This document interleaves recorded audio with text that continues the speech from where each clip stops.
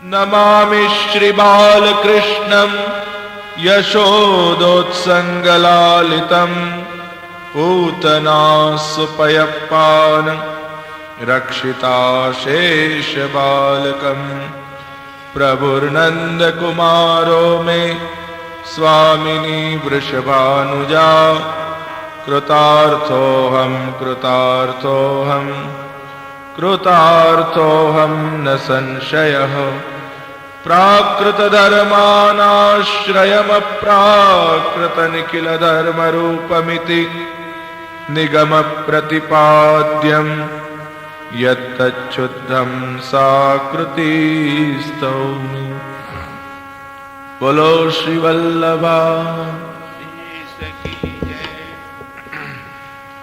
कृष्ण गोविंद गोविंद गोपाला गोविंद गोविंद गोपाला भज मुरली मनो हर नंद लाला भज मुरली मनो हर नंद लाला कृष्ण गोविंद गोविंद गोपाला कृष्ण गोविंद गोविंद गोपाला भज मुरली मनो हर नंद लाला भज मुरली मनो हर नंद लाला भज मुरली मनो हर नंद लाला भज मुरली मनो हर नंद लाला कृष्ण गोविंद गोविंद गोपाला कृष्ण गोविंद गोविंद गोपाला कृष्ण गोविंद गोविंद गोपाला कृष्ण गोविंद गोविंद गोपाला भज मुरली मनो हर नंद लाला भज मुरली मनो हर नंद लाला बोलो श्री बाल कृष्ण लाल प्यारे की जय।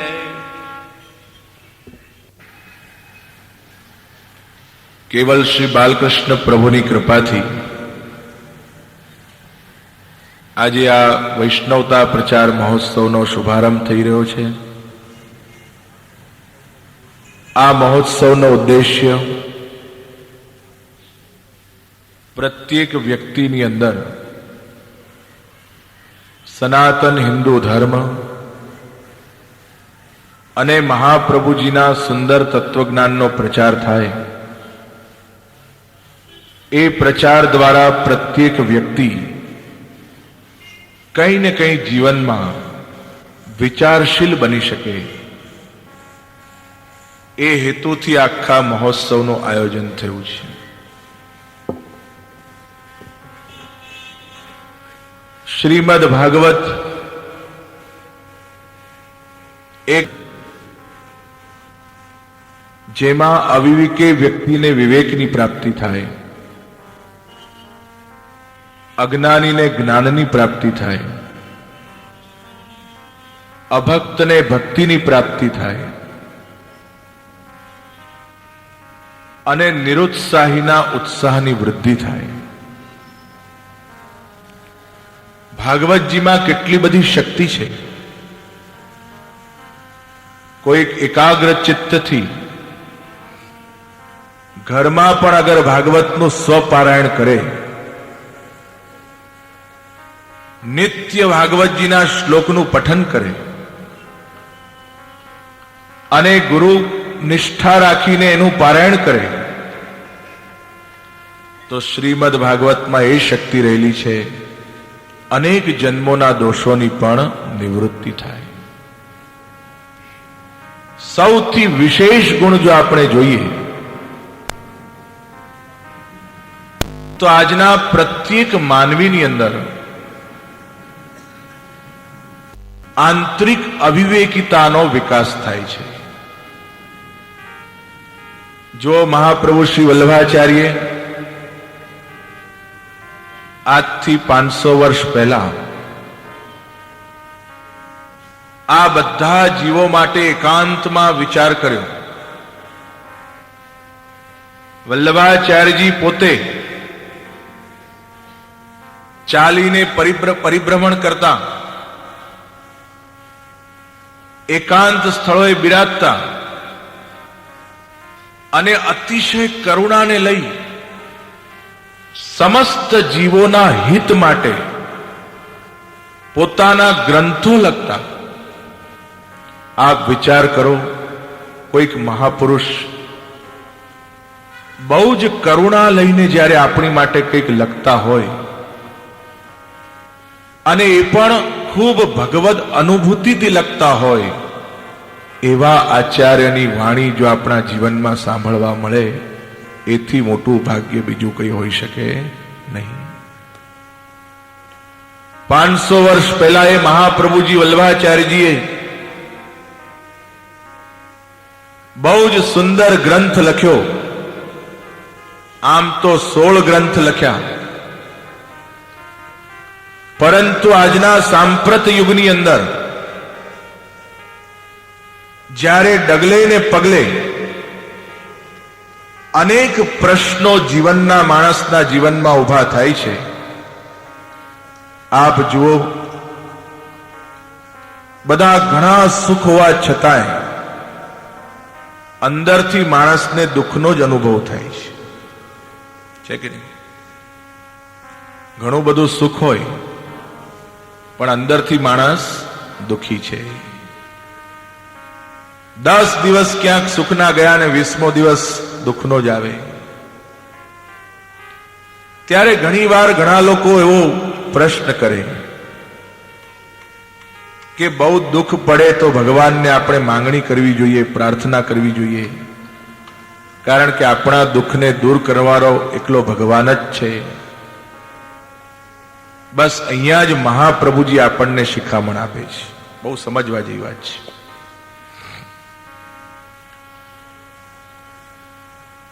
લગભગ બધાના મનમાં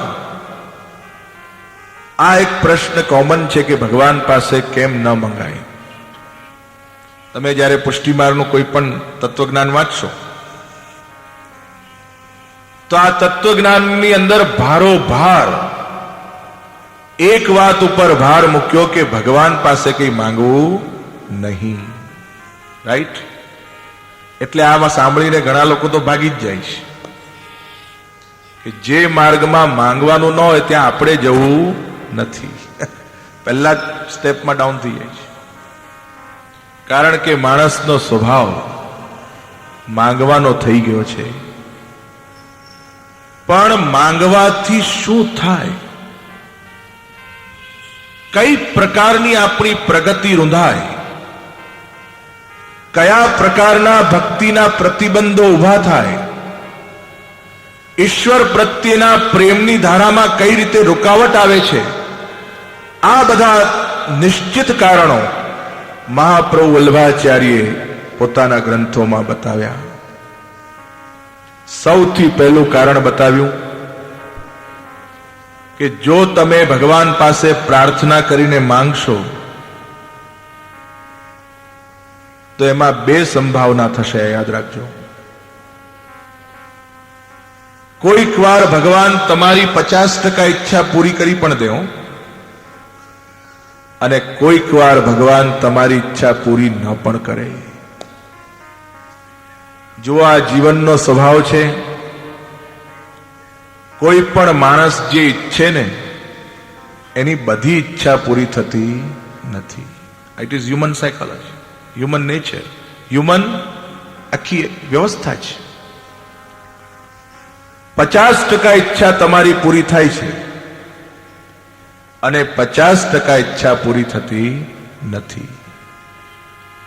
જ્યારે આપણે કોઈક માનતા લઈએ કે ભગવાનને પ્રાર્થના કરીએ ને માંગણી કરીએ, બહુ મોટા વિઘ્ન આવ્યા હોય, દુઃખ આવ્યા હોય,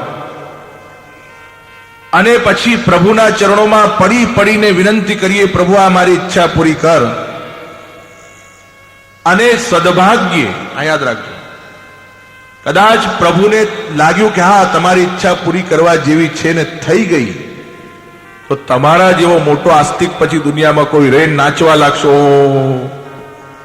જોયું, હું કહેતો હતો ને, પ્રભુએ મારી સાંભળી. હો, મારું કેમ ન સાંભળે? કેટલી કૃપા છે. પણ જ્યાં કોઈક વાર ન સાંભળ્યું અને તમે ખૂબ પ્રાર્થના કરી, ખૂબ ચરણો પકડ્યા, ખૂબ દૂધ ચડાવ્યા, ખૂબ ભગવાનને આજીજી કરીને કોઈક વાર એક વાર પૂરી કરી, બે વાર કરી, ત્રીજી વાર કરી, પણ ચોથી વાર ન સાંભળી તો તમે ચોખ્ખા શબ્દોમાં બોલવા લાગશો, આ ભગવાનમાં હવે બહુ માલ રહ્યો નથી. ઘણા છે એવા દુનિયામાં. I have seen. જ્યારે આપણી ઈચ્છા પૂરી નથી થતી ત્યારે ઘણીવાર માણસને ઈશ્વરમાં અશ્રદ્ધા આવે છે. જો આ યાદ રાખો, અશ્રદ્ધા એ માણસની ભક્તિમાં ક્લેશ પેદા કરે છે. એટલે વલ્લભાચાર્ય 500 વર્ષ પહેલા આ વાતનું સ્પષ્ટીકરણ કર્યું કે જો તારી અશ્રદ્ધા થશે, કારણ કે એક વાત બહુ ચોક્કસ છે, બધાની બધી ઈચ્છા વારંવાર પૂરી થવાની નથી. It is fact. 50% ઈચ્છા જ પૂરી થાય છે. અને આવી અશ્રદ્ધા જ્યારે જન્મે ત્યારે એ તારી ભક્તિને તોડશે, ખંડિત કરશે. એના કરતા ભગવાનને પ્રાર્થના કરવી નહીં. એ જાણે જ છે. તું એવું જાણે છે કે ભગવાન નથી જાણતો, પણ ભગવાન તો જાણે જ છે. બીજી વાત મહાપ્રભુજીએ કરી કે ભગવાન પાસે માંગણી કરવાથી, પ્રાર્થના કરવાથી આપણને ભગવાનમાં અવિશ્વાસ થાય છે.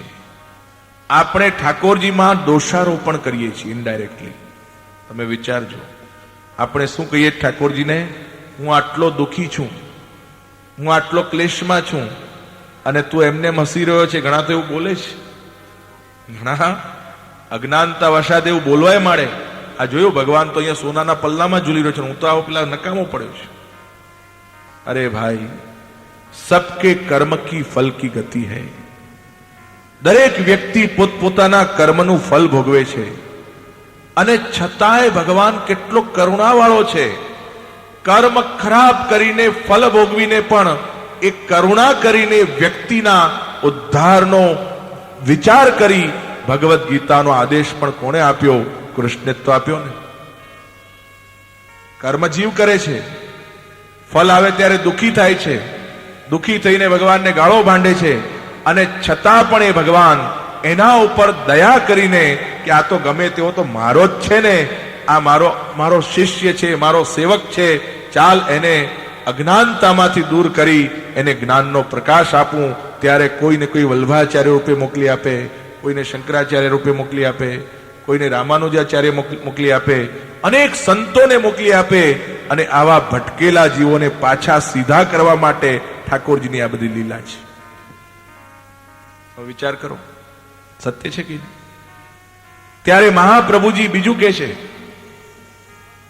જો અગર તને ક્લેશ થશે, અને આ દુનિયાનો નિયમ છે, તમારા ઘરમાં જ જોઈ લેજો. કોઈ ઘરનો વડીલ હોય ને, મોટો જે પરિવારના વડીલ હોય, એ આખા પરિવારની દરેક વખતે વાતો સાંભળે, હા પાડે, ચાલો કરશું કરશું કરશું. તમારા બધાની વાતોને માન્ય કરે. પણ કોઈક વાર જો માન્ય ન કરે ને, તો 90 દિવસ માનેલી વાતો તમને દેખાય નહીં, પેલું એક દિવસ દેખાય. જોયું, મોટા ભાઈએ આવું કર્યું. This is human psychology. એમ તમે વિચાર કરો, ભગવાન આપણી કેટલી બધી ઈચ્છા પૂરી કરે છે. So many times. જાણે તમે માંગ્યા વગર તમારી ઈચ્છા પૂરી કરે છે. તમને ખબર ન હોય એવી તમારી ઈચ્છા પૂરી કરે છે. એવા એવા સ્કોપ લાવે છે. અને જ્યારે કોઈ વાર માંગીએ ત્યારે ઈચ્છા પૂરી ન કરે ત્યારે આપણી શ્રદ્ધા જોખમાય. એટલે વલ્લભાચાર્ય કહે છે કે એવી પ્રાર્થનાઓ કરવી નહીં. પ્રાર્થિતેવા તત કિમ સ્યાત સ્વામ્ય અભિપ્રાય સંશયાત. ત્યાં બહુ સરસ શબ્દ મૂક્યો. આપણો પ્રભુ સમર્થ છે, એ બધું જાણે છે, માટે એને તું પ્રાર્થના કરી, તારા માટે એને શું વિચાર્યું છે, તને કઈ દિશામાં લઈ જવા માંગે છે, એ બધી ચિંતા તું છોડ. તું એક જ વિચાર કર, નિજેચ્છાતઃ કરિષ્યતિ. ભગવાન બધું એમની ઈચ્છાથી મારું પૂરું કરશે. જુઓ, કોઈ રાજા હતો ને, એ રાજા કોઈકને વજીર બનાવવા માંગતો હોય ને પેલો જે માણસ એક તમે મને એક થોડું સોનું ના આપ્યું તો રાજાને થાય કે આ સોના માટે વજીરની ખુરશી ખોઈ છે. આ પરમાત્માની અતૂટ લીલા છે. શ્રીમદ ભાગવતથી આપણો વિવેક વધે છે. હું આપને એક વાત ખાસ કહું કે આ એક સિદ્ધાંત મનમાં બેસાડી લેજો. આ કથા શ્રવણ કરો ને પહેલા આ એક બેઝ છે. જ્યારે કોઈ પણ કૃષ્ણ કથા આપણે સાંભળીએ ત્યારે એ ભાવથી સાંભળવી કે પ્રભુ આપ મારા વિવેકને જાગૃત કરો. શું? બીજું કઈ માંગવાનું નહીં. કારણ કે પ્રભુ માંગ્યા વગર આપે જ છે. માંગવું હોય તો એક વસ્તુ મંગાય કે પ્રભુ મારા જીવનમાં વારંવાર અવિવેક પેદા થાય છે, આપ એવી બુદ્ધિ મને આપો જેથી મારા અંદર ખોવાઈ ગયેલો વિવેક જાગૃત થાય. 22 તારીખે અહીંયા, અરે કઈ તારીખ, 5 તારીખે ઘણા બધા 7 ઠાકોરજી પાર્લાના આંગણે પધારશે. ત્યારે આપણે એવો ભાવ કરવાનો છે કે આપણે પાર્લામાં નથી પણ ક્યાં છીએ? 84 કોષ બ્રજમાં છીએ. તમારા બધાનું અતિ ભાગ્ય છે કે ઘણા બધા ઠાકોરજીના સ્વરૂપો વડોદરાથી અહીંયા પધારશે અને એ ઠાકોરજી આપણા સર્વ મનોરથને પૂરા કરે, દર્શન દ્વારા પણ અમી કૃપા કરે, એ પાર્લા ખૂબ વ્રજ બની જાય, પ્રત્યેક પરિવારમાં આપની અમી દ્રષ્ટિ પડે, એ શુભ હેતુથી આ મનોરથોનું આયોજન છે. ખૂબ તન મન ધનથી બધા લાભ લે એટલું જ કહી મારા વક્તવ્યથી વિરામ લો. શ્રી કૃષ્ણ કનૈયા.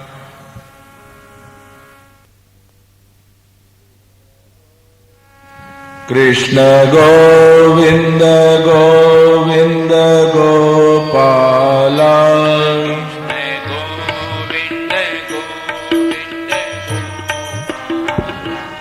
ભજ મુરલી મનો હર નંદ લાલા. ભજ મુરલી મનો હર નંદ લાલા. કૃષ્ણ ગોવિંદ ગોવિંદ ગોપાલા.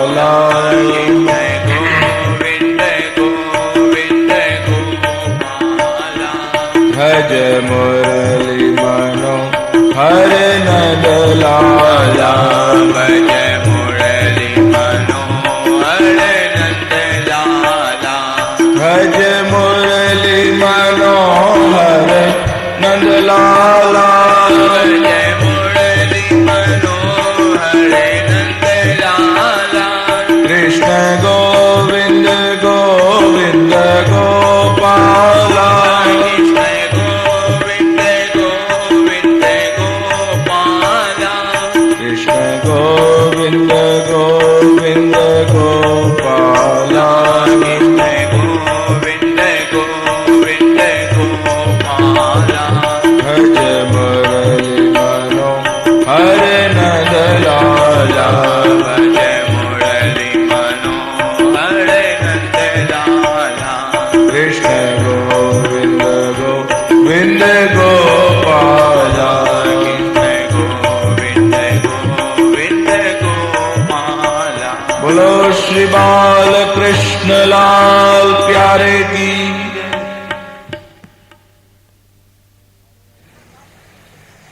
પારલાના ભાવિક વૈષ્ણવજનો,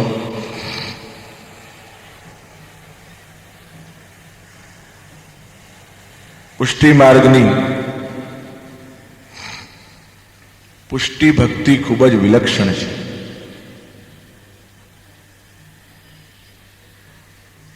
અને કોઈ પણ કૃષ્ણ ભક્ત હોય એને સર્વપ્રથમ જેની એ આરાધના કરવા માંગે છે એવા શ્રી કૃષ્ણના સ્વરૂપને તે ભાવપૂર્વક જાણવા જરૂરી છે. જો તમારે પુષ્ટિ ભક્તિને અનુભવવી છે તો પુષ્ટિ પુરુષોત્તમનું સ્વરૂપ પણ જાણવું બહુ જરૂરી છે. ઘણા લોકો જિજ્ઞાસા કરે છે કે આ કૃષ્ણ શબ્દ ભગવાનનો પ્રાગટ્ય થયું પછી પડ્યું કે ભગવાન કૃષ્ણનું નામ જે કૃષ્ણ રખાયું એ એમના પ્રાગટ્ય પહેલા હતું. મહાપ્રભુજી આનો બહુ સુંદર જવાબ આપે છે કે જ્યારે નિત્ય લીલાની અંદર સારસ્વત કલ્પ આવ્યો એ પહેલા ભગવાન અનાદિકાળથી સ્વામિનીજી સાથે ગોલોકમાં બિરાજતા હતા. ત્યારે પણ આપનું નામ કૃષ્ણ હતું અને જ્યારે સારસ્વત કલ્પ આવ્યો અને પૃથ્વી ઉપર ભગવાને પ્રાકટ્ય લીધું ત્યારે પણ આપનું નામ કૃષ્ણ પડ્યું. આ ખાસ સમજો. આનું કારણ શું? આનું બહુ જ મહત્વપૂર્ણ કારણ છે. દ્વિતીય સ્કંદની અંદર શુકમુનિએ જ્યારે અલગ અલગ અવતારોનું વર્ણન કર્યું ત્યારે છેલ્લે શ્રી કૃષ્ણાવતારનું પણ વર્ણન કર્યું અને ત્યાં એવો શબ્દ મૂક્યો એતે ચાંશ કલાપુંસાહ કૃષ્ણસ્તુ ભગવાન સ્વયં. શું કીધું? હમણાં જેટલા પણ અંશ અને કલાના અવતારોનું મેં વર્ણન કર્યું, અવતારોનું વર્ણન કર્યું,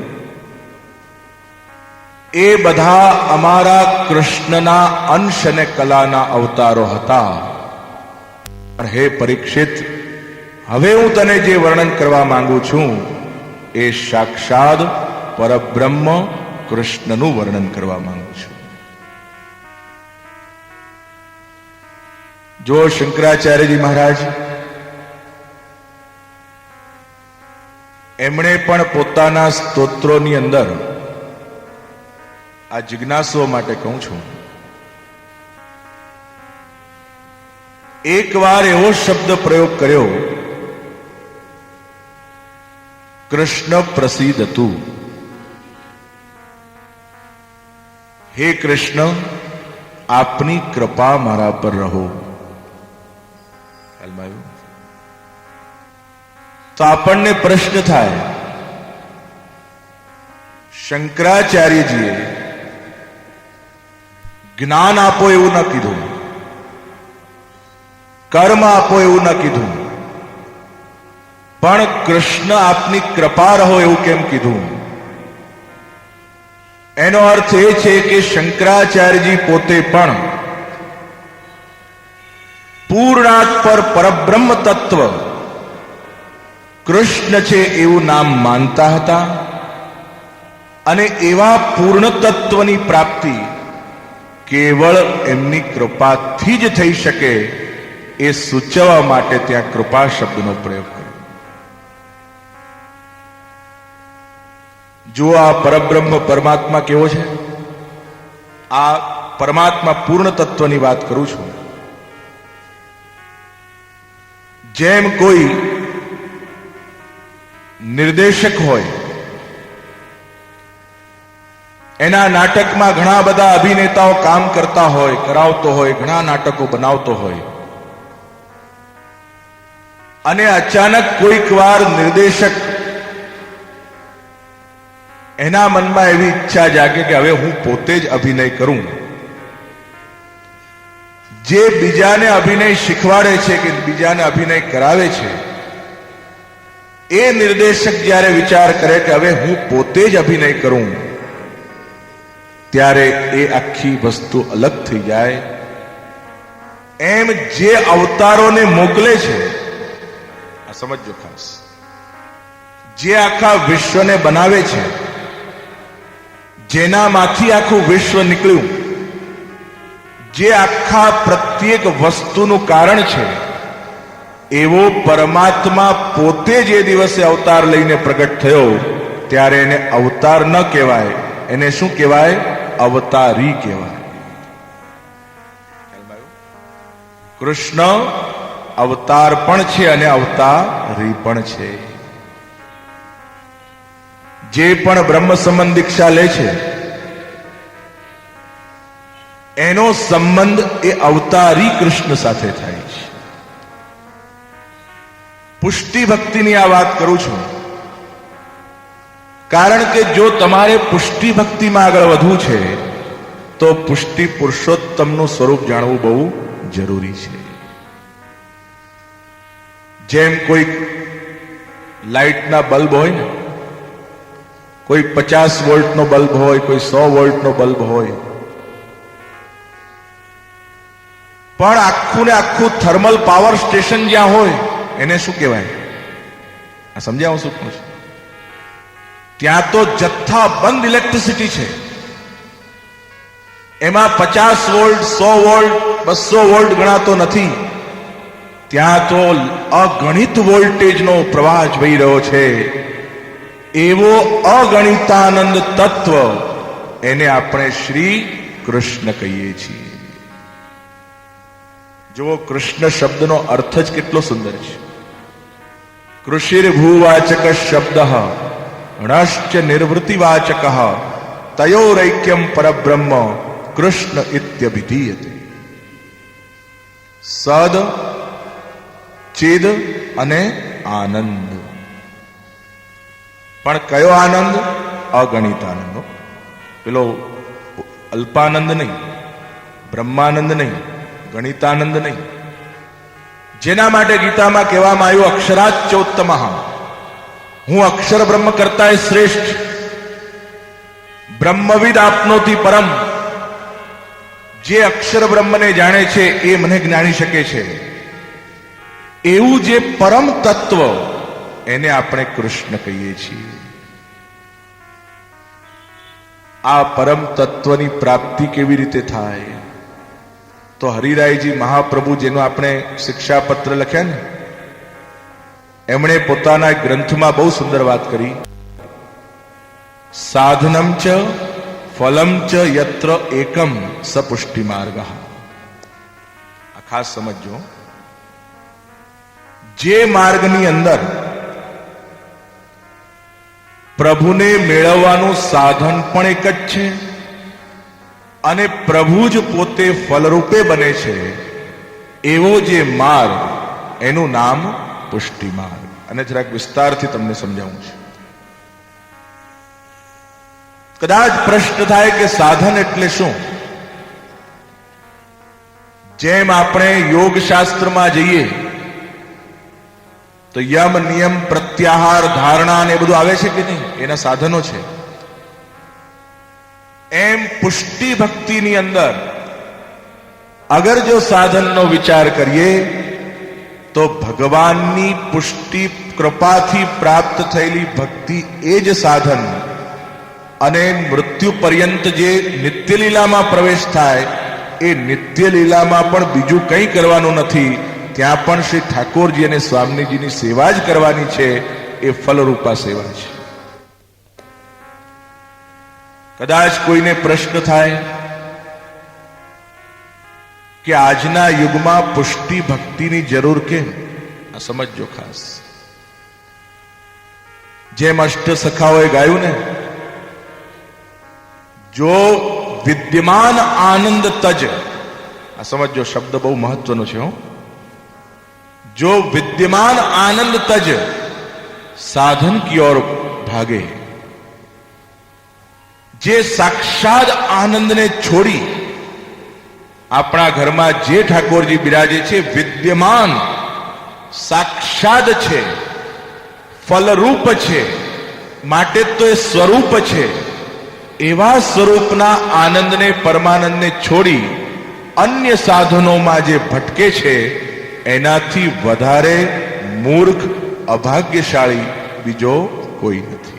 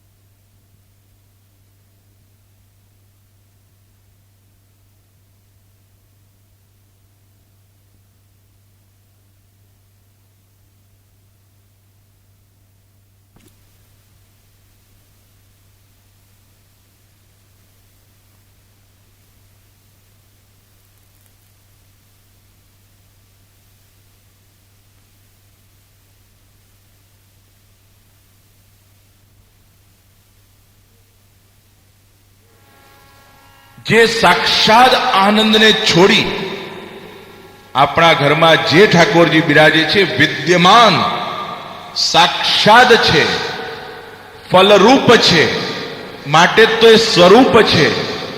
એવા સ્વરૂપના આનંદને પરમાનંદને છોડી અન્ય સાધનોમાં જે ભટકે છે એનાથી વધારે મૂર્ખ અભાગ્યશાળી બીજો કોઈ નથી. ખ્યાલમાં આવ્યું? આપણા શ્રી વલ્લભ શું કહે છે? આવો ગોવર્ધનનાથ શ્રીનાથ અતિ કૃપા કરીને, કરુણા કરીને આ પૃથ્વી ઉપર આપ શ્રીએ પ્રાકટ્ય લીધું. શા માટે લીધું? એ સર્વ જીવોના તાપક ક્લેશ રૂપી આનંદને વધારવા માટે. પણ આ તો એના જેવું છે જેમ કોઈકને દુઃખ શું છે ખબર જ ન હોય તો દુઃખનો અનુભવ કરી શકે ખરો? રાઈટ? તમને પગમાં વાગ્યું હોય અને તમને કોઈ પૂછે કે ભાઈ દુખે છે? તમે કહો હા દુખે છે, બહુ દુખે છે. પણ જેને પગમાં વાગ્યું જ ન હોય ને પગનો દુખાવો કેવો હોય એની ખબર જ ન હોય, એ વ્યક્તિ પછી એ દુખાવાને સમજી શકતો નથી. એમ ભગવાનની પ્રેમની વાત, પુષ્ટિ ભક્તિની વાત, ઠાકોરજીના સ્વરૂપાસક્તિની વાત, પ્રભુના નિર્દોષ પ્રેમની વાત, નિષ્કામ પ્રેમની વાત કેટલાક સકામ પ્રેમીઓ, સકામ ભક્તો સમજી શકતા નથી. એટલે એમને બહુ રસ પડે નહીં. તમે વિરહની વાત કોઈક લૌકિક જીવ સામે કરો ને તેને આમ બગાસ આવવા લાગે. અથવા તો તમને ઘણી વાર ખબર છે શ્રી મહાપ્રભુજી તો સ્પષ્ટ આજ્ઞા કરી છે કે પોતાના હૃદયની બહુ ઊંડી વાત હોય ને એ અનધિકારી સામે કોઈ દિવસ બોલવી નહીં. કારણ કે જો અનધિકારી સામે તમે બોલો તો તે વખતે એક વસ્તુ બહુ યાદ રાખો. શ્રી વલ્લભ કહે છે જ્યારે પણ તમારા હૃદયમાં ભાવ જન્મે, પ્રેમ જન્મે, ત્યારે સમજી લેવું કે એ તમારી અંદર અત્યારે કૃષ્ણ આવીને બેસી ગયો છે. સ્પષ્ટ વાત છે. જ્યારે તમે આર્દ્ર બની જાઓ, ભાવુક બની જાઓ, એકાગ્ર બની જાઓ, સેવામાં તમને આનંદ આવી જાય, કોઈની સાથે ભગવત ચર્ચા કરતા હો ત્યારે તમારા આંખમાં આંસુ આવી જાય, તમે ગળગળા થઈ ગયા હો, રાઈટ, અને અંદરથી તમે ફીલ કરતા હો ઠાકોરજીના સ્નેહને, તે વખતે સમજવું કે ભગવાન ભલે મંદિરમાં તો છે જ, ઘરના રૂમમાં પણ છે, પણ એ સામે ચાલીને આજે મારા હૃદયમાં પણ આવીને બેસી ગયો છે. આ અનુભૂતિ બહુ મહત્વની છે. અને એટલા જ માટે આપણા પુષ્ટિ ભક્તોની વાતો બહુ વિરલી છે. ત્યાં પ્રાચીનો ગાય છે, મરબી બિના કો મર્મ જાને. આ બધી મર્મની વાતો છે, બધા ન સમજી શકે, પણ કદાચ તમારા મનમાં જિજ્ઞાસા થાય કે આ તો મર્મી છે, આને આટલું બધું સુખ છે, આને આટલો બધો આનંદ છે, આ આનંદ હું ભલે સમજી શકતો નથી, મારી બુદ્ધિથી બહાર છે, પણ દેખાય તો છે કે આને બહુ આનંદ છે. રાધિકા આનંદ में डोले, જો રાધિકા આનંદમાં ડોલી શકે તો હું કેમ નહીં? અરે એ આનંદમાં છે તો એ રસ્તે તો ચાલો, એ રસ્તે ચાલવાનું મન થાય ને જિજ્ઞાસા થાય કે આ રસ્તો કેવો છે, કેવી રીતે મેળવાય. ત્યારે મહાપ્રભુજીએ એ જ નવદા ભક્તિમાંથી એક સાર કાઢ્યો. જેમ નવદા ભક્તિમાં કયા 9 પ્રકાર છે ને, આ સમજજો ખાસ. અર્ચનમ, વંદનમ, સખ્યમ, છેલ્લે શું કીધું? આત્મનિવેદનમ. આત્મનિવેદન એ નવદા ભક્તિનું છેલ્લું ચરણ. આપણને પ્રશ્ન થાય કે આત્મનિવેદન શબ્દને છેલ્લે કેમ મૂક્યો? આ ખાસ સમજો. જુઓ, જ્યારે કોઈ બહુ ગંભીર અને મહત્વપૂર્ણ વસ્તુ હોય તો એને યા તો પહેલા મુકાય યા તો છેલ્લા મુકાય. કોઈ બહુ મોટો માણસ હોય ને, એને યા તો આપણે સ્વાગત કરવું હોય તો યા તો એને આગળ લઈ જઈએ, યા તો સૌથી છેલ્લે આપણે એને બેસાડીએ, યા તો વચ્ચે બેસાડીએ. તો આખી નવદા ભક્તિની અંદર ફલ શું એવો જો પ્રશ્ન થાય, લક્ષ્ય શું એવો જો પ્રશ્ન થાય, આ પુષ્ટિ ભક્તિનું લક્ષ્ય તમને કહું છું. જો તમે બ્રહ્મસંબંધ લીધું, તમારા અંદર પ્રભુ માટેનો પ્રેમ જાગ્યો, અંદરથી આત્મા જાગૃત બન્યો, તો ખબર તો પડવી જોઈએ ને કે મારું લક્ષ્ય શું? કેવળ સ્મરણ એ જ મારું લક્ષ્ય નથી, કેવળ પાદ સેવન એ જ મારું લક્ષ્ય નથી, કેવળ વંદન એ જ મારું લક્ષ્ય નથી, કેવળ શ્રવણ એ જ મારું લક્ષ્ય નથી. મારું લક્ષ્ય આત્મનિવેદન છે. પ્રશ્ન થાય ને કે આત્મનિવેદન એટલે શું? તો બલિરાજાના પ્રસંગમાં જુઓ કે જ્યારે બલિને ભગવાને બાંધ્યા, રાઈટ, તો બલિરાજાની પત્ની વિંધ્યાવલી આ દૃશ્ય જોઈને રડવા લાગી. એટલે શોકથી નહીં, ભગવાનના ચરણોમાં પડી અને પ્રભુને વિનંતી કરવા લાગી, મહારાજ, અનેક સૌભાગ્ય મેં જોયા, અનેક ભાગ્યશાળી જોયા, આપ કોઈને બાંધો નહીં ને કોઈનાથી બંધાવો નહીં, એવા આપે મારા પતિને બાંધ્યો, આપની પાસે વશમાં કર્યો, માટે હું સૌભાગ્યશાળી હતી, પણ હવે હું પરમ સૌભાગ્યવતી થઈ ગઈ છું. સમજો ખાસ. કોઈકનો પતિ જીવતો એટલે આપણે શું કહેવાય? અખંડ સૌભાગ્યવતી એમ કહીએ છીએ ને. એવી સૌભાગ્યવતી સ્ત્રીઓ તો દુનિયામાં બહુ હોય, પણ જેના પતિને ભગવાને પોતે કૃપા કરીને, જેમ એ સ્ત્રી ઉપર કૃપા કરી, એ સ્ત્રીનો જેટલો ભાવ છે એટલો જ ભાવ એના પતિનો થાય, અને એ પતિ પણ ખૂબ ભાવ સહિત જ્યારે એ કૃષ્ણની સેવા કરવા લાગે ત્યારે એ સ્ત્રી પરમ સૌભાગ્યવતી થઈ જાય છે. બાકી તો સૌભાગ્યવતી જ છે. આ લૌકિક પતિનું સૌભાગ્ય આપે, પણ આત્માનો જે પતિ છે એનું રક્ષણ પણ પેલા લૌકિક પતિ કરે. લૌકિક પતિનું રક્ષણ પણ પ્રભુ પેલો અલૌકિક પતિ કરે, એને પણ ભાવનું દાન આપે. અને એ જ્યારે કુટુંબની અંદર જેમ 252 ને 84 વૈષ્ણવની વાર્તા સાંભળીએ કે બંને પતિ પત્ની મળીને શ્રી ઠાકોરજીને લાડ લડાવે, રાઈટ. કોઈ દિવસ પત્ની સામગ્રી કરે તો પેલો પતિ શૃંગાર કરે, કોઈક વાર પતિ શૃંગાર કરે તો પત્ની સામગ્રી કરે, કોઈક વાર ઠાકોરજીના બર્તન માંજે, કોઈક વાર બુહારી કરે, કોઈ વાર વસ્ત્રની સેવા કરે, કોઈ વાર ઠાકોરજીના માટે સામગ્રી લેવા જાય. અર્થાત આખા જીવનની ક્રિયા ભગવત સંબંધી થઈ જાય, લક્ષ્ય ઠાકોરજી બની જાય. ત્યારે એવા કુટુંબને શું કહેવાય? પરમ સૌભાગ્યશાળી કુટુંબ કહેવાય. પૈસો આવવાથી સૌભાગ્ય વધતું નથી, પતિ મળવાથી સૌભાગ્ય વધતું નથી, પણ આવી કૃપા આખા પરિવાર પર ઠાકોરજી કરી નાખે. આખું પરિવાર, નાના છોકરા હોય ને એ પણ તિલક કરે. એવા પરિવાર મેં જોયા છે.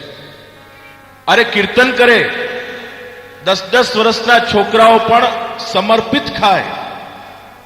એ બાળકોમાં પણ પુષ્ટિ સંસ્કાર જોવા મળે.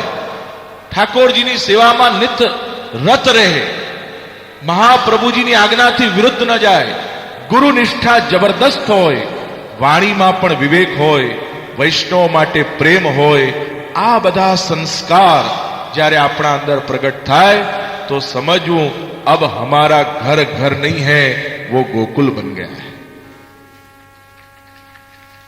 આ વિનંતી ઠાકોરજીને કરવાની. પ્રભુ બધું આપ્યું, તે મને યશ પણ આપ્યો, પ્રતિષ્ઠા આપી, સત્તા આપી. જેમ गोविंद स्वामी ने कोई पूछे ना, अरे गोविंद स्वामी आप पर तो श्रीनाथ जी की बहुत कृपा है, आप बताइए कि हम पर कैसे होगी. आ भगवदीन पूछવાનું. જે પણ બહુ ભગવદી હોય, કૃપાપાત્ર હોય, જેમને ભાવનું દાન શ્રી ઠાકોરજી કર્યું હોય, એમને નમ્રતાપૂર્વક વિનંતી કરજો, તમને જે ભાવનું દાન થયું એવું અમને તો બતાવો. ખરેખર કહું છું, એમાં જો અક્કડ રાખીને તો બિલકુલ ફક્કડ થઈ જાય. ટોટલી નમ્રતા. જ્ઞાન હંમેશા દૈન્ય ભાવથી આવે, એટલું યાદ રાખો.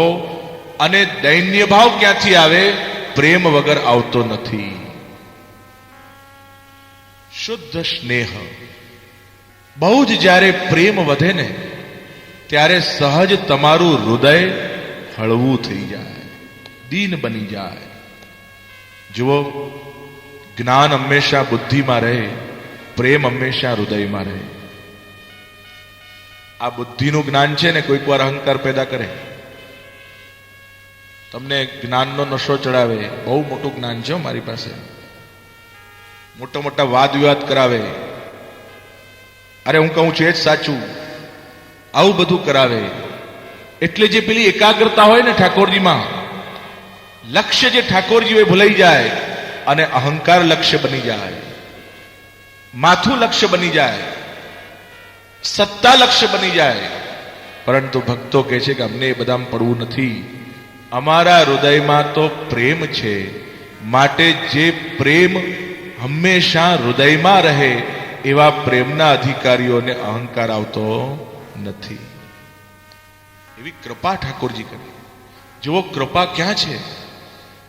કેટલીક વસ્તુ દેખાતી નથી પણ અનુભવાતી હોય. આપણા ડેલી લાઈફની અંદર જ્યારે જ્યારે પણ દિનતાનો ભાવ આવે તો સમજજો કે આ તમારા ઉપર કૃપા ડાયરેક્ટ થઈ ગઈ છે. બીજી કૃપા, કોઈ પણ દોષ આવે અને દેખાઈ જાય તમને જ, પોતાને જ, બીજાને નહીં, પોતાને જ, તરત એલર્ટ થઈને દ્રષ્ટાભાવ જાગે તો સમજો કે આ પણ ઇનડાયરેક્ટલી ઠાકોરજીની કૃપા થઈ. આવે નહીં એ તો કૃપા જ છે, પણ દેખાય તે પણ કૃપા છે. અને દેખાયા પછી એ બીજી વાર ન કરવાનો સંકલ્પ જાગે, એ વિશિષ્ટ કૃપા. તો નવધા ભક્તિની અંદર પહેલા શું મૂક્યું? શ્રવણ. કેવી રીતે ભક્તિ વધે? ત્યાં 3 ઉપાય બતાવ્યા. પહેલા તો શ્રવણ, ખાસ સાંભળજો. પણ આ 3 ઉપાય પહેલા એક વાત મગજમાં બેસાડી લેવી કે મારો આત્મા પ્રભુને ઝંખે છે, અંદરથી જ્ઞાન થયું છે કે ઠાકોરજી જ સત્ય છે, ગુરુ પણ કહે છે કે એ જ આપણું લક્ષ્ય હોવું જોઈએ. અનેક વાર વિચારમાં પણ એ આવે છે, પણ છતાંય એકાગ્ર નથી થતું. કારણ કે એ ભગવાન અને ભક્તિમાં ત્રીજી કોઈ વસ્તુ છે જે ટ્રાયેંગલ પેદા કરે છે. જ્યાં 2 હોય ને ત્યાં સફળતા મળે, ટ્રાયેંગલમાં મળે નહીં. ત્રિકોણીઓ જંગ ખેલાય નહીં. Always triangle is very harmful. ટ્રાયેંગલનો અર્થ છે એક છે ભક્તિ, બીજો છે ભગવાન, એની વચ્ચે છે આસક્તિ. આસક્તિ એ ન્યુટ્રલ શબ્દ છે. એની અંદર લૌકિક આસક્તિ મૂકો તો લૌકિક થાય, અને અલૌકિક મૂકો તો અલૌકિક આસક્તિ થાય. રાઈટ? આ ભગવાન અને ભક્ત, ભક્તિ અને ભગવાન, આ બેમાં જે ત્રીજી વસ્તુ કઈ છે? આસક્તિ. બસ આ જ સમજવાનું છે. આવી જે આસક્તિ છે એ આસક્તિ એકદમ છૂટતી નથી. લૌકિકમાં બહુ આસક્તિ હોય ને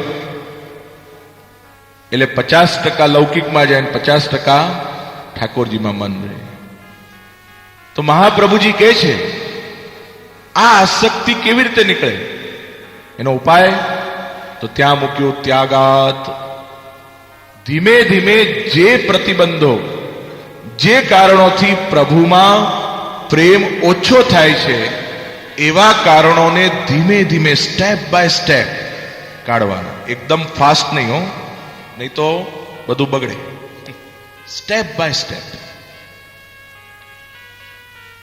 અને એમાં પણ જે કારણો બહુ અઘરા હોય ને એને બહુ છંછેડવા નહીં, પણ સહેલા કારણો પણ જો પ્રતિબંધ કરતા હોય એવા સહેલા કારણોને જલ્દીથી સમજીને દૂર કરવા, જેથી કરીને આપણી સફળતામાં, પુરુષાર્થમાં આનંદ આવે.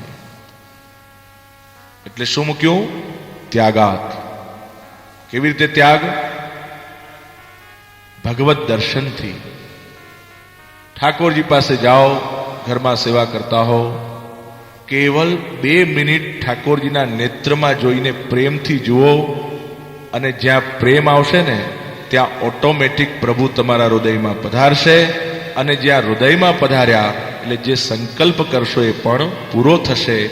જે વિચાર આપણે આચારમાં મૂકવો છે એને પહેલા તો વાગવળવો પડે, ચિંતન કરવું પડે, એનું મનન કરવું પડે, એનું નિધિધ્યાસન કરવું પડે, એના માટે પ્લાનિંગ કરવું પડે, 8-10 દિવસ એના માટે શ્રમ લેવો પડે. અને જ્યારે આવો શ્રમ એ સાધક લે ત્યારે એ લૌકિકનો ધીમે ધીમે ત્યાગ થાય, સાથે સાથે અલૌકિક પ્રેમ પણ વધતો જાય. ખ્યાલમાં આવ્યું? This is the philosophy. આ પુષ્ટિ ભક્તિની આખી પ્રક્રિયા છે. આ બહુ ઊંડો વિષય છે, પરંતુ એ ત્યાગ જ્યારે આપણો લૌકિક નીકળી જાય પછી શું થાય? શ્રવણ કરવામાં પણ એકાગ્રતા આવે. આ યાદ રાખજો. શ્રવણમાં એકાગ્રતા નથી કે તત્વનો બોધ થતો નથી, કારણ અંદર 90% લૌકિક કચરો ભરેલો છે. 10% mind is awaken, 90% is not awaken. 10% મન માણસનું જાગૃત છે, 90% માણસનું મન સબકોન્શિયસ અજાગૃત છે. એ સૂક્ષ્મ શરીરની અંદર રહેલા અનેક પ્રકારના દોષો એ માણસના બાહ્ય મન ઉપર ઉથલો મારે છે. એટલે શું થાય? અનકોન્શિયસલી એનાથી અનેક પ્રકારના દોષો થાય છે. એટલે મહાપ્રભુજી શું કહે છે કે તું પોતે પ્રયત્ન કરીને, આ સમજજો ખાસ, પ્રયત્ન કર, યોગ કર, ધ્યાન કર, એ સબોર્ડિનેટ્સ છે. પણ ભાવ એવો રાખો પ્રભુ બીજું કંઈ ન કરું પણ તારા ચરણારવિંદનો આશ્રય મને છે, પ્રેમ વધશે તો પ્રેમથી પુષ્ટિ માર્ગમાં સર્વ દોષોની નિવૃત્તિ છે. કોઈ સાધનની જરૂર નથી, કારણ કે પ્રેમ ही प्रभु को स्वरूप है. પ્રેમ જ ભગવાનનું સ્વરૂપ છે. યાદ રાખો, આ વિચારને દ્રઢ કરી રાખો મગજમાં કે અહીંયા કોઈ સાધન not at all applicable, only love, love and love for Krishna. આ પ્રેમ જ કૃષ્ણ છે. ખ્યાલમાં આવ્યું? પ્રેમ જ્યાં આવ્યો નહીં ત્યાં દોષ ગયા નથી. બસ એ પ્રેમ કેવી રીતે વધે? શ્રવણથી. પહેલા તો લૌકિકનો ત્યાગ, પછી જ્યારે શ્રવણ કરો. કયું શ્રવણ? ભગવદ લીલાઓનું શ્રવણ. તમે ઠાકોરજીની દિવ્ય લીલાઓ સાંભળો. આવું શુદ્ધ હૃદય બની ગયું હોય, મન શુદ્ધ બન્યું હોય, તમે આમ લીલામાં ખોવાઈ જાઓ, આંખમાંથી આંસુ નીકળે, સ્પંદન થાય, એમ થાય કે હમણાં જ આવું ઠાકોરજીને મળું. એવું જ્યારે આખો દિવસ વધારે ને વધારે થયા કરે ત્યારે સમજવું કે શ્રવણ ભક્તિ આપણી સિદ્ધ થઈ. શ્રવણ પછી શું આવે? કીર્તન. તમે જે સાંભળ્યું એનું વિચાર કરી બીજાને કહી દેવું, હો, મનમાં રાખી લેવું નહીં. ઘણા પાછું પોતાની અંદર સંતાડી જ રાખે, જાણે કે ધનનો ખજાનો ભરીને કે આપવાનો જ નથી. અરે જો મિલતા હૈ, જો જ્ઞાન મિલતા હૈ ઉસકો બાંટો. ધન વાંટવાથી કે બહુ મોટી મજા નથી. જીવનમાં રહેલા પ્રેમને વાંટશું ને તો પરમાત્મા પ્રસન્ન થઈ જશે. આ જ્ઞાન, તમને કંઈ પણ જ્ઞાન થયું, અંદરથી આવેશ થયો, તરત કોઈક ભગવદીને જઈને કહો. જેમ કોઈ વિદ્યાર્થી હોય પણ ભણે ને વિદ્યાર્થી બીજાને કહે તો પાકું થાય ને, એમ આપણા હૃદયની વાત કોઈકને કહી દેવાથી પ્રભુ પ્રસન્ન થાય છે. અને એક વાત બહુ સ્પષ્ટ છે કે એનાથી આત્મચિંતન થાય છે. તમે કોઈક વાત કોઈને કહો જ્ઞાનની, તો તમારું પણ જ્ઞાન આમ પ્રકાશિત થાય. અને એ જ્યારે કહેવા અને સાંભળવાથી પ્રકાશિત થયેલું જ્ઞાન, એમાંથી એક ચમકારો થાય. એ ચમકારો જ ભગવાન છે. સત્યમ જ્ઞાનમ અનંતમ બ્રહ્મ. શું કીધું? ભગવાન સત્ય છે, જ્ઞાનરૂપ છે, અનંત છે અને પ્રેમ સ્વરૂપ છે. એવા પરમાત્માને કેવળ શ્રી મહાપ્રભુજીની કૃપાથી સમજાય. કાલે આપણે આ વિષયમાં વધુ ચર્ચા કરશું. આજે આટલું જ કહી મારા વક્તવ્યથી વિરામ લો. શ્રી કૃષ્ણ કનૈયા. કૃષ્ણ ગોવિંદ ગોવિંદ ગોપાલા.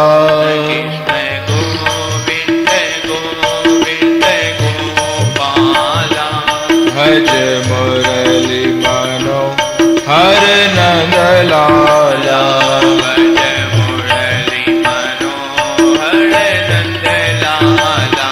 ભજ મુરલી મનોહર નંદલાલા.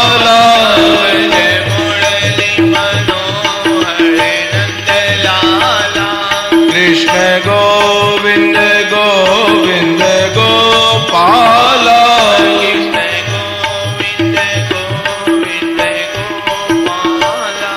કૃષ્ણ ગોવિંદ ગોવિંદ ગોપાલા.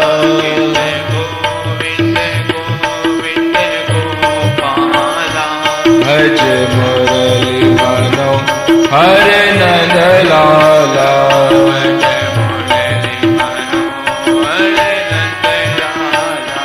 કૃષ્ણ ગોવિંદ ગોવિંદ ગોપાલા.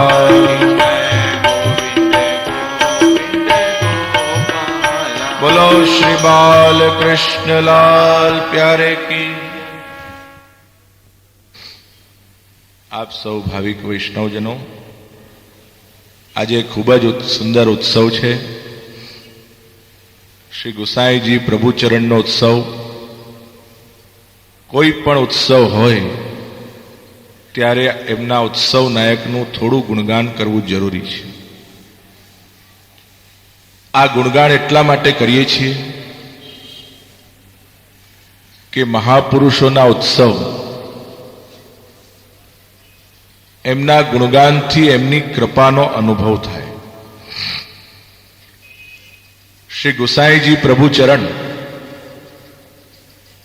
જે મહાપ્રભુજીના આગળ પણ મહાપ્રભુ શબ્દ લાગે છે, એમ ગુસાઈજીની આગળ પ્રભુચરણ શબ્દ લાગે છે. વિઠ્ઠલ શબ્દનો બહુ સુંદર અર્થ કર્યો.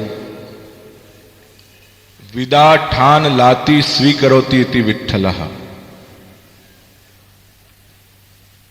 આનો અર્થ છે જ્ઞાનથી શૂન્ય એવા જીવને પણ શ્રી ગુસાઈજી સ્વીકારે છે. આપણને પ્રશ્ન થાય કે જ્ઞાનથી શૂન્ય એટલે શું? આ ખાસ સમજવા જેવું છે. જેને લૌકિકનું બહુ જ્ઞાન છે પણ પ્રભુ સંબંધી જ્ઞાન નથી, એ ગુસાઈજીની આગળ અજ્ઞાની છે. જો લૌકિકમાં ઘણા લોકો બહુ જ્ઞાની હોય, કોઈ વકીલ થઈ જાય, કોઈ ડોક્ટર થઈ જાય, કોઈ ઘણી બધી ડિગ્રી પ્રાપ્ત કરે, પરંતુ જેને પ્રભુ સંબંધી જ્ઞાન નથી, આત્મકલ્યાણ કરવાનું જ્ઞાન નથી, એવા જીવ ઉપર કૃપા કરીને શ્રી ગુસાઈજી એમનો સ્વીકાર કરે. એટલે ત્યાં નામ પડ્યું વિઠ્ઠલઃ. આ જેટલા પણ 252 ને 84 વૈષ્ણવ હતા, આ બધા જીવો પોતાના સ્વરૂપને ભૂલી ગયા હતા. આજે પણ ઘણા લોકો પોતાના સ્વરૂપને ભૂલી ગયા છે. એક વાત આપને કહું, જ્યારે કોઈક ભગવત ચર્ચા કરો ત્યારે આપણું સ્વરૂપ જાગૃત થાય. તમે અનુભવ કરજો. કોઈ વાર બહુ લૌકિકમાં હોવ ત્યારે આપણા સ્વરૂપની વિસ્મૃતિ થઈ જાય. તમે ભૂલી જાઓ કે તમે વૈષ્ણવ છો. આપણે ભૂલી જઈએ કે આપણે ઠાકોરજી સાથે સંબંધિત છીએ. પણ જ્યારે કોઈક વાર અલૌકિક પ્રસંગ નીકળે, એકાગ્રતા સત્સંગમાં થાય, ત્યારે આપણને આપણા મૂળ સ્વરૂપનું સ્મરણ થાય કે વસ્તુતઃ હું પ્રભુ સાથે સંબંધિત છું. અને એ પછી બહુ ટકતું નથી. સાચું કહું છું. આ ફિલિંગ્સ જે છે, આ ફિલિંગ્સ આપણી ઈચ્છાથી નથી આવતી. ઘણા લોકો કહે છે કે અમે અમારી શક્તિથી અમારા સ્વરૂપને ઓળખશું. એ વાત ખોટી. જેટલો સમય માટે ને જેટલી ઈચ્છા પ્રભુ કરે કે આજે મારે આને પોતાના સ્વરૂપમાં લઈ જવો છે, ભયંકર લૌકિક ચર્ચાઓ ચાલતી હોય અને છતાં પણ ઠાકોરજીની ઈચ્છા હોય કે આજે મારે આને મારા સ્વરૂપનું જ્ઞાન કરાવવું છે, તો એ ચર્ચા એવી અલગ થઈ જાય અને એ લૌકિકમાંથી તમે અલૌકિક ચર્ચામાં જતા રહો.